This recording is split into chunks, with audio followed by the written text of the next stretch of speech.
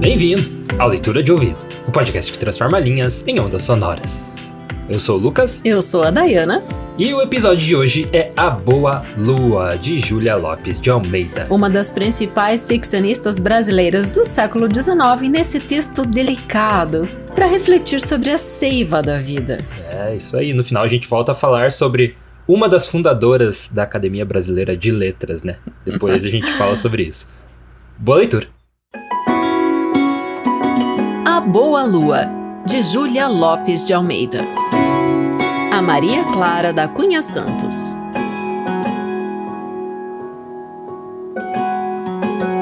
O milho caía em granulações de ouro, por entre os dedos rugosos, curtos, cor de fumo seco, do velho Samé.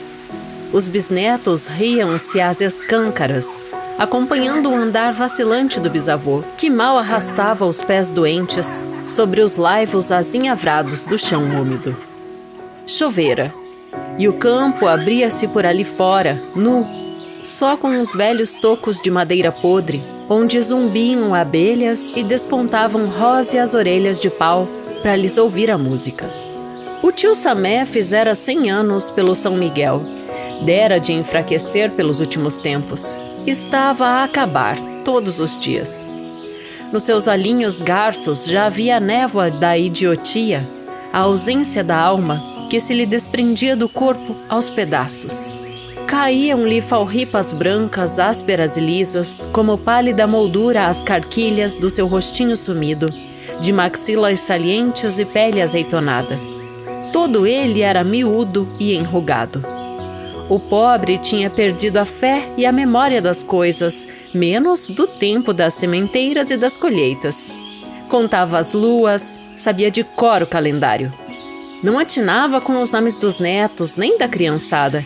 Confundia todos, já nem sabia o número dos filhos, nem a graça da sua defunta mulher, que o fora por longuíssimos anos. Nem mesmo saberia responder pelo seu nome, Samuel, que lhe valera o doce apelido de Samé. Contudo, aconselhava do seu canto quando se devia cortar a mandioca, bater o arroz, colher o feijão ou a batata, e o seu aviso era ouvido como de sábio, seguido como de Deus. Ainda assim, se morria alguma criança em casa, a mãe, desesperada, ressumava rancor contra esse velho, teimoso em viver, e que bem poderia ter se ido embora em lugar do filhinho inocente. E nesses dias a comida era-lhe atirada como a um cão intruso, sem direito ao carinho de ninguém. Com 100 anos e 5 meses, ainda o Samé quis ajudar numa sementeira de milho. A lua era boa, grossas carradas haveriam de ranger por ali, atulhadas de espigas maduras, secas, aos montões. Os netos enchiam a roça de barulho, uma galhada. Ele media os passos silencioso, de tempos a tempos entreabria os dedos e os grãos do milho caíam, um a um, como contas de um rosário de ouro partido por um santinho velho das antigas lendas. E foi andando assim, devagar, devagar, com as pernas em tesoura, os pés cada vez mais inchados, o olhar embebido no sol, que abria no fundo do horizonte um enorme meio círculo vermelho. Os netos cantavam alto. Os bisnetos riam ao longe, ruidosamente. E aquela bulha era para ele como a do vento que passasse, arrastando folhas mortas, varrendo caminhos, abrindo ramadas, carregando sementes e fecundando a terra. Sorria o velhinho para o sol poente como a um amigo velho de quem se despedisse com um afago, quando os pés já dormentes lhe negavam outras passadas, e ele caiu para a frente, sobre o peito chato. Não lhe doeu a queda. A terra estava fofa, a carne amortecida. Teve uma tontura. Sumiu-se-lhe tudo da lembrança. Mas a pouco e pouco voltou-lhe a ação e procurou levantar-se, tateando um velho tronco negro, cavernoso, que ali estava em frente, roído de bichos, mal ligado à terra. Tio Samé não conseguiu mover-se, mas reparou que rompia daquela ruína um galito verde tenro, macio ao tato, doce à vista, e quedou-se a olhá-lo espantado com a boca aberta, a baba em fio, as falripas brancas caídas sobre as largas orelhas. Julgara aquela árvore morta havia tempo, e num relance fugitivo invejou as coisas que duram um longo tempo, ou que não morrem nunca, como aquele sol vermelho sempre quente, e aquele tronco que nas suas fibras despedaçadas ainda encontrava seiva para novas gerações. E o tio Samé beijou a terra, e o seu único amor verdadeiro. Beijou-a uma, duas, muitas vezes com os braços abertos, as unhas fincadas no chão. Bisavô morreu! Gritaram de longe, e vieram buscá-lo ao colo como a uma criança.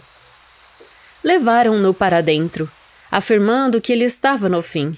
Uma neta fez-lhe a cama de limpo, outra vazou-lhe o caldo pela boca, alagando-lhe o peito com impaciência. A nora acendeu o oratório e baixou da parede o crucifixo de ébano. Samé passeava os seus alinhos de 100 anos por tudo, como a perguntar: para quê? Estavam feitos os preparativos para a morte. Quando ela entrasse, encontraria chamas de velas, toalhas de crivo, ramos de flores, imagens de santos e uma alma abençoada pelo padre, que um dos bisnetos fora chamar à pressa. O padre veio e, perguntando ao Samuel pelos seus pecados, ouviu em resposta que as sementes germinariam depressa, porque a terra estava úmida e o sol ardente. Riram-se uns, sorriam outros. O padre afastou-os e, tornando-a à cabeceira do velhinho, disse-lhe: todo homem vive sujeito à tentação do inimigo. Confessa sem pejo os teus pecados. Samuel respondeu, sorrindo, que a lua ia ser propícia, os pescadores fariam boas pescas, os agricultores ótimas colheitas, a estação seria favorável aos pobres. Caiu a absolvição sobre a cabeça branca do velho. Filhos e netos rezaram uma ladainha arrastada e tristonha. Samé ouvia aquele ruído, sem determinar-lhe o sentido, como se fora o de vento passando à noite fora das portas de sua casinha rústica. Depois da ladainha, a ceia. Depois da ceia, o sono. Todos adormeceram. Só o tio Samé ficou abrindo para a lamparina os seus olhinhos de 100 anos. E foi assim que ele viu uma sombra esguia, longa, desenrolar-se das traves do teto e descer, devagar, devagar, pela parede fronteira, sem barulho, com a cautela de um assassino. Tio Samé tremeu.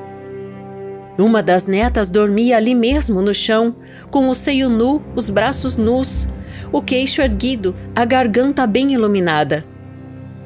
A cobra desceu e sumiu-se entre os lençóis, sem nem mesmo fazer rumor na esteira. Samé abanava os braços mudo, inerte e espavorido, até que a rapariga, sacudida por uma convulsão tremenda, gritou alto e o réptil fugiu, cascalhando pela parede acima. Na manhã seguinte, morria a neta do velho Samé. Mas ele ficou ainda, movendo os dedos trêmulos sobre o lençol branco, no gesto de semear a terra e aproveitar a boa lua.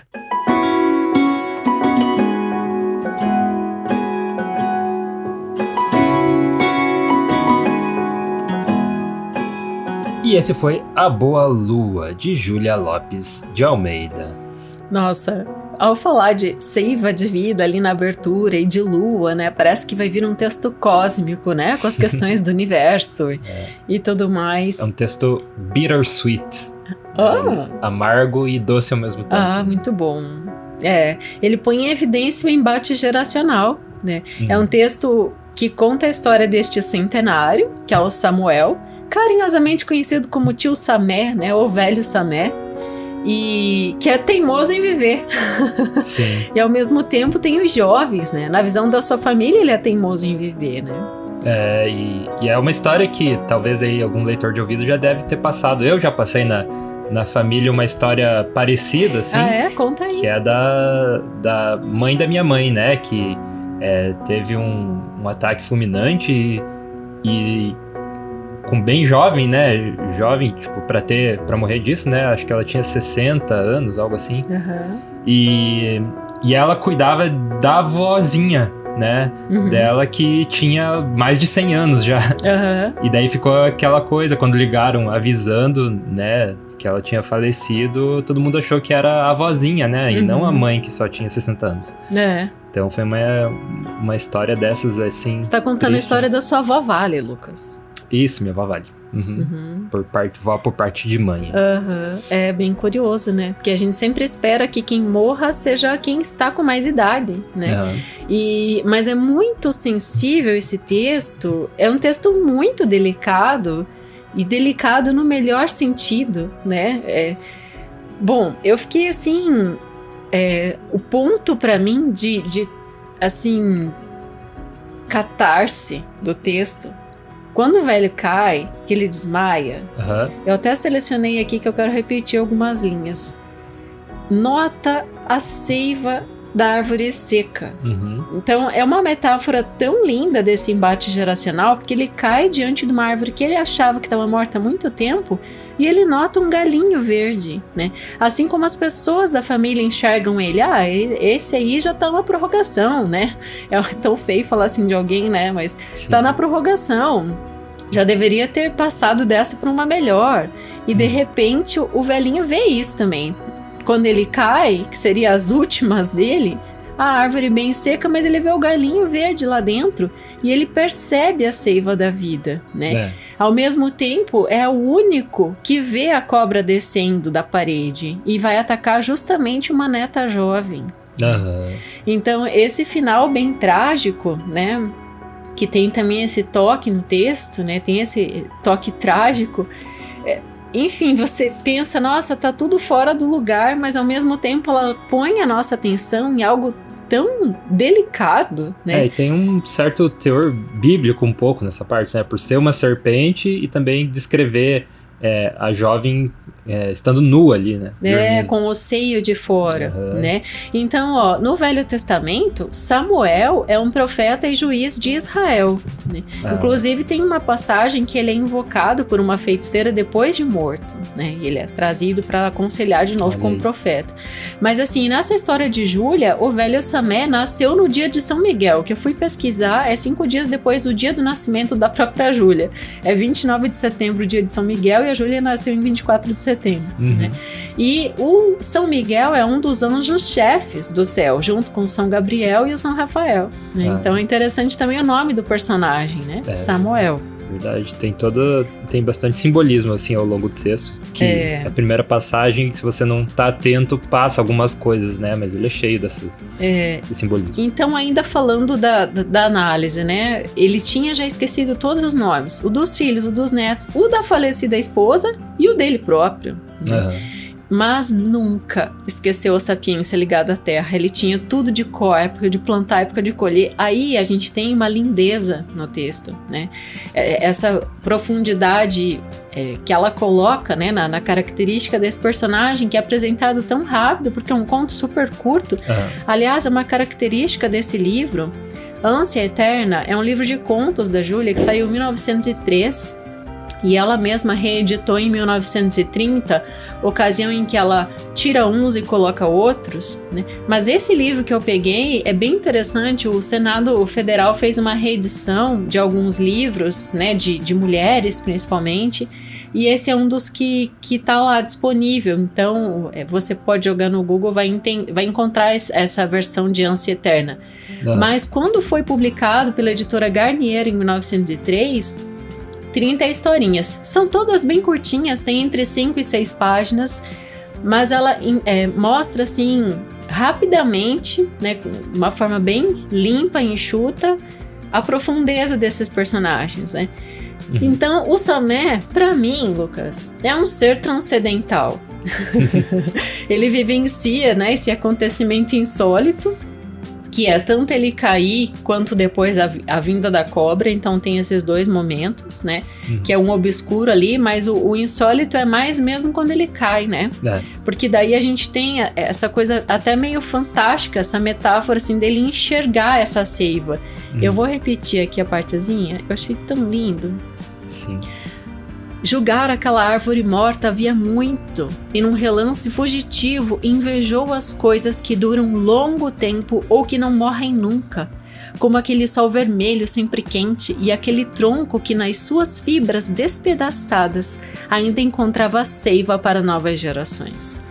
Essas 4 linhas são a essência do conto inteiro. Quem sabe a Júlia estava observando um jardim, uma floresta e teve a ideia para o conto, assim, a boa lua. Campo de milho, né? E todo mundo acreditava nele também, né? Todo mundo seguia os conselhos dele quando se tratava da terra, né? Então, não era só ali ele maluco, né? Dando sugestão. Todo mundo sabia que o que ele falava era vocação, né? E tem também esse simbólico do milho, né? Que é tão bonito no começo do conto. Eu achei, apesar da Júlia ser uma escritora realista, naturalista, eu achei de uma descrição romântica, assim, muito bonita. O milho caía em granulações de ouro por entre os dedos rugosos, curtos, cor de fumo seco do velho Samé. Então, tem uma beleza estética muito grande no texto. Fala do campo depois da chuva, né? E os netos dando risada alto pelo campo. Que ele sempre sentia a risada dos netos como vento. E também é muito bonita essa figuração, porque quero colocar aqui que a Júlia Lopes de Almeida, ela se colocou como uma boa cientista social, sabe? Nesse livro como um todo, a gente tem vários dramas humanos, né? Sendo explanados de diversas formas, muitos deles com personagens femininas. E aí, vou abrir o parêntese para falar um pouquinho da metáfora do título, Ânsia Eterna. O que é para você? Ânsia eterna? Será que poderia ser essa ânsia eterna? Uma vontade que não passa, né? Então, e essa vontade que não passa tem relação com uma das grandes bandeiras dela, que é a mulher ter igualdade e respeito, né? Então, a ânsia eterna está para isso, para essa metáfora do desejo feminino em ter igualdade e respeito frente aos homens. E aí vem aquilo que você abriu falando. Sim, então a Júlia Lopes de Almeida foi uma das grandes responsáveis ali do início da formação da Academia Brasileira de Letras, que aconteceu depois da Proclamação da República, né? Que os intelectuais começaram a se juntar, né? Entre eles o Machado de Assis, Olavo Bilac, e a Júlia Lopes de Almeida estava entre eles ali por ser uma intelectual e ser bem ativa, né? No meio literário também. Justo. E defender o direito da mulher também. E só que eles estavam se baseando no modelo francês. Daí a alegação foi, no modelo francês não tem mulher, não tem mulher que é membra, né, da academia. Então na nossa também não vai ter. E assim, quem se tornou membro foi o marido dela, né? O Filinto. Filinto de Almeida. Filinto de Almeida. Ele é chamado de acadêmico consorte. Até isso aí. E até tem a foto deles, assim, no início da formação, tá o marido lá da Júlia Lopes de Almeida, o Machado de Assis tá sentado numa cadeirinha. Só que assim, o Filinto, ele sempre defendeu, pelo que eu li aqui, é muito legal que tá saindo bastante coisa agora sobre a Júlia, uma obra que ficou bem esquecida logo após a morte, apesar dela ter tido, assim, uma presença fenomenal na literatura nacional do século XIX, início do século XX, né? Ela morre em 1934. Logo depois que ela morre, houve um esquecimento, né? Mas tem surgido bastante coisa. Inclusive, a FUVEST, em novembro do ano passado, 2023, divulgou a lista, né? Surgiu até um pouco de polêmica, só mulheres, né? Para o vestibular a partir de 2026. Acho que a gente brincou até na época que era para compensar, né? Os anos. Exatamente. A Júlia Lopes de Almeida é uma delas, né? E esse livro Ânsia Eterna, com certeza, vai ser um dos solicitados, né, textos desse livro. Então, a gente tem agora esse reconhecimento, mas o Filinto, então, nesses textos que surgem ora, ele dizia que não, ela merecia muito mais estar lá do que ele, né? Mas aí vem as questões políticas, os parâmetros de definição da fundação da academia e tudo mais, né? A gente tem tido, na verdade, recentemente, né, novos reconhecimentos de algumas questões ligadas à mulher e à produção feminina. Mas, no seu tempo, a Júlia, como militante jornalista, ela escreveu em diversos periódicos. Até fiz a lista aqui para o nosso apoiador no final do nosso arquivo. Deixa eu achar aqui, ó. todos os periódicos que ela escrevia. Tribuna Liberal, A Semana, O País, Gazeta de Notícias, Jornal do Comércio, O Estado de São Paulo e Ilustração Brasileira. Inclusive, ela publicou em Paris, porque ela morou lá por mais de 6 anos, né, um tempo. E tem um episódio bem interessante. Ela foi homenageada diante do Auditório Ilustre, com 400 intelectuais parisienses. Foi uma das escritoras homenageadas, né? E depois ela volta para o Brasil e ela teve muitas publicações mesmo. São mais de 40 e muitos romances.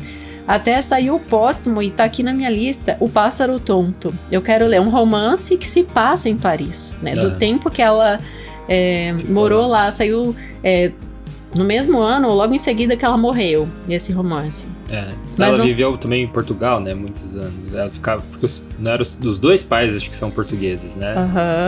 Ela veio de família nobre e ela fazia essa transição, assim, morava no Brasil e morava em Portugal, morou, né, no Brasil muitos anos, daí veio para Portugal, ficava um tempo lá, voltava. Ela é o casal de portugueses, seus pais, né? A Antônia, que era musicista e pedagoga, e Valentim, que era educador e médico, né? E ela teve toda a educação dela em casa, né? Ela nasceu já no Rio de Janeiro, nessa época em que muitas famílias de Portugal vieram para o Brasil, né? Depois da vinda da família real, né? Em 1808 veio também diversos portugueses morar aqui, né? Fizeram a corte no Brasil e a Júlia nasce então em 1862 no Rio de Janeiro, né? Na capital, em um edifício que era residência para a família, mas também era uma escola secundária de moças que o pai tinha, né? Como ele era educador e médico, ele também tinha essa escola. E ela foi educada, então, vamos dizer, em casa, junto com a sua irmã mais velha, Adelina, que foi a primeira publicação da vida da Júlia. Elas publicaram em Portugal, né, juntas, assinam juntas um livro, Adelina e Júlia, né? E daí, assim, estuda música, estuda línguas, leu vários clássicos da literatura portuguesa, francesa e inglesa, mas o que é muito legal é que ao longo da vida dela, depois ela acaba se casando com esse português também, né, que é o Filinto, ela também publica já em vida em outras línguas, né? A sua obra começa a ser já traduzida, por isso também que ela fica uma escritora tão famosa, né, nesse momento ali, final do século XIX, início do século XX. E o casal teve 6 filhos. Nossa. E ela, mesmo com todos os filhos, ela, como diz, ela balançava o berço com uma mão e com a outra ela escrevia, né? Porque saiu muitos romances mesmo depois que... Vai ser você, né? Vai ser eu. Você vai falar isso aqui agora? Vamos falar, né? Então, a gente tá tendo metade, então, dos filhos da Júlia Lopes de Almeida, né? Ela teve 6, a gente vai chegar ao 3º aqui em casa. Então, surpresa de janeiro, anunciando gente. aí pros nossos leitores de ouvido, por isso que vocês vão ter que apoiar o podcast mais ainda, né? Daqui a pouco a gente fala sobre o apoia.se/leitura de ouvido. Gente, realmente eu estou grávida. Então... Estou grávida neste momento... No fim da 6ª semana, aí, entrando na 7ª semana, uma surpresa aí de início de ano. É isso aí. Uma boa surpresa. Mas, infelizmente, o Filinto e a Júlia perderam 2 bebês. Nossa. E isso custou bastante. Eles até mudaram de cidade depois disso. E, enfim, né? Mas o que eu queria comentar aqui é que esse casal, ele tinha um papel muito forte, assim, na cena cultural e literária da época também. Porque a Júlia, ela tem um romance que se chama Casa Verde, mas eles tinham, quando ela começou a ganhar bastante dinheiro com obras, ela publicou A Viúva Simões, depois publicou A Falência, que foi considerada, assim, uma obra-prima em 1901, ali virou o século, né? Então eles ganharam dinheiro e tudo mais, e eles conseguiram construir um casarão na chácara que se chamava, era o famoso Salão Verde. Esse salão era um ponto de encontro para artistas, intelectuais brasileiros e estrangeiros da época. Então é bem curioso porque, assim, o prestígio literário que vem, essa organização, auxílio na própria ABL, né, na academia, o Salão Verde era um dos territórios para essas discussões literárias da época, né? Que era na casa deles, nessa chácara, fruto do trabalho literário. Então, eu tenho muito orgulho da Júlia Lopes de Almeida e quero trazer muito mais coisas sempre sobre ela, só para situar o nosso leitor de ouvido, né? desse livro... A gente livro... já trouxe algumas outras obras dela, vamos listar aí. Até a Aloysio de Azevedo chamava ela da Charlotte Brontë brasileira, né? Charlotte Brontë brasileira, sei lá como é que você vai falar. Que eu não sei quem que é, então explique. É uma escritora inglesa bem famosa, né? Mas então a gente tem... Ele chamava ela disso, ela tinha toda essa atuação e acabou morrendo, tipo, de uma doença, né? De malária. Malária, né? Só que ela já tinha ali seus 70 anos, né? 72. Dizem que foi... ela viajou pra África, né? E voltou, disse que foi por causa dessa viagem que ela contraiu. E ela viajou para resgatar filhos e netos que estavam lá precisando de ajuda, né? Então foi realmente um ato materno essa viagem dela. O que eu ia comentar é para situar como é que tá nossas produções da Júlia, né? Então esse saiu de Ânsia Eterna. E é o terceiro texto desse livro que a gente faz, porque a Caolha e a Incógnita são também de Ânsia Eterna, tá? Então lá, a Incógnita foi lá nos primórdios do... É o episódio 6 ou 7 do podcast. Do podcast é um conto bem legal, bem misterioso, assim. Eu gosto bastante desse conto dela. E a Caolha foi um conto de Dia das Mães, né, que a gente trouxe. Que ano retrasado ou retrasado. Que é uma história de Dia das Mães bem diferente do que você tá acostumado. Nesse conto, o naturalismo é exacerbado, né? Tem, só pra falar rapidinho, a historinha de um filho que é muito amado por sua mãe, mas ele vai ficando adulto e ele vai começando a questionar: por que eu fui nascer de uma mulher tão feia? Né? Porque ela realmente só tinha um olho. E daí vai desenrolar isso aí. E daí, então... Do livro das Donas e Donzelas, que é outro bem conhecido dela também do começo do século, de 1906, tem 26 textos e a gente já trouxe 4 deles. O último episódio antes desse, que é a Água, que é muito legal, que a gente fala de Pompeia, as ruínas, né?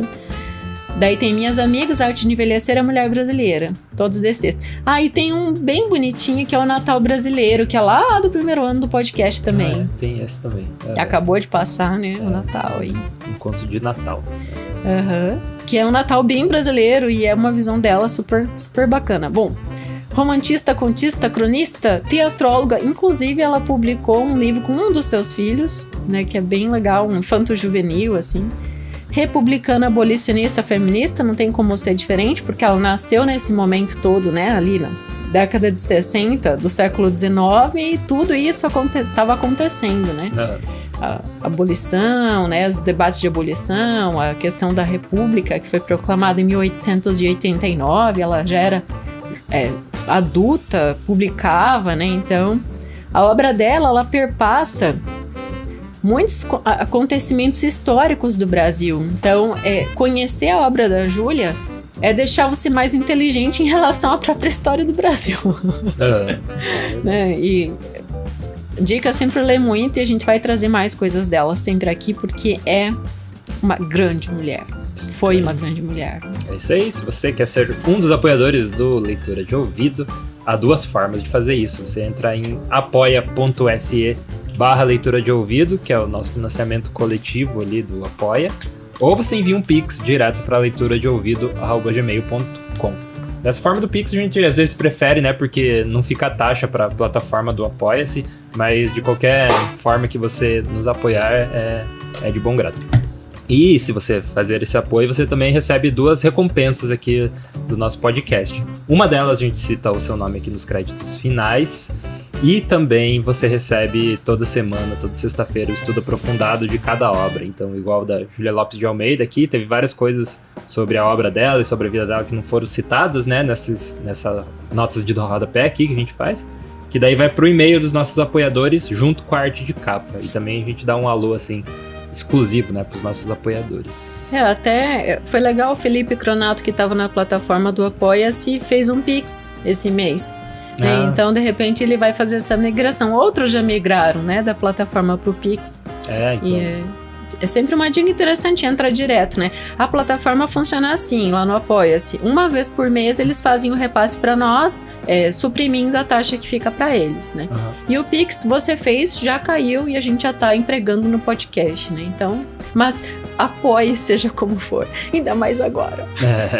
Isso aí, os nossos apoiadores são eles: Adalberto Machado Santos, Agnaldo Ângelo Silveira Rebouças, Alberto Alpiri, Ana Cláudia Chaguri Lopes, Ana Novaes, Augusto Marques Ramos, Bruna Foltz Coutinho, Bruno Guedes com o Grupo Danco, Caio Naves Oliveira, Cláudia Lubi, Daniela Caroline de Camargo Veríssimo, Eduarda Quartim, Elaine Vieira Ferreira, Fabiana Maria Landiva, Felipe Cronato, Fred Teixeira Trivelato, Isabel Araújo Alves, Jaqueline Conte, Kelly Torquato, Leandra e Abel Borges, Lina Soares, Marcos Vinícius, Maria Lúcia Rick Bardi, Mauro Catarino Vieira da Luz, Matheus Simon Brum, Mônica Tocárnia, Nariel Arruda Borba, Paulo José Pereira de Rezende, Paulo Moura, Armana Freitz Yachitsky, Sérgio Juarez Rico da Luz, Silvana Silva, Valéria Batista Pereira Wagner Lúcia e Alves. Zenilda Ribeiro da Silva. Obrigado aí, apoiadores do Leitura de Ouvido, mais uma vez para nos apoiar. leituradeouvido@gmail.com, essa é a chave do Pix, ou pelo apoia.se/leitura de ouvido. E quero falar uma última coisa, esse foi o episódio 199.